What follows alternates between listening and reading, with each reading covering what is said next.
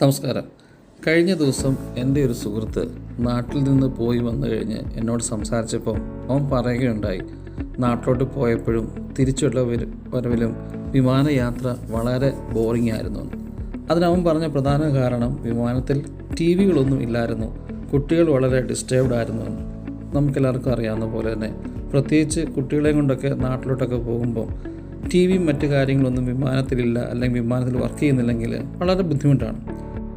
ഞാൻ അവനോട് ചോദിച്ചു, നമുക്ക് നമ്മുടെ മൊബൈലിലോ ടാബിലോ അവരുടെ വൈഫൈ കണക്ട് ചെയ്ത് കഴിഞ്ഞാൽ, ഫ്ലൈറ്റ് മോഡിലിട്ടിട്ട് വൈഫൈ കണക്ട് ചെയ്ത് കഴിഞ്ഞാൽ നമുക്ക് ഈ പറയുന്ന സിനിമകളും അല്ലെങ്കിൽ ഗെയിംസ് അല്ലെങ്കിൽ പാട്ട് ഇതൊക്കെ ആസ്വദിക്കാനുള്ള അവസരം ഉണ്ടായിരുന്നല്ലോ എന്ന് പറഞ്ഞപ്പോൾ അവനെ സംബന്ധിച്ചോളം അങ്ങനൊരു അറിവ് അവനില്ലായിരുന്നു.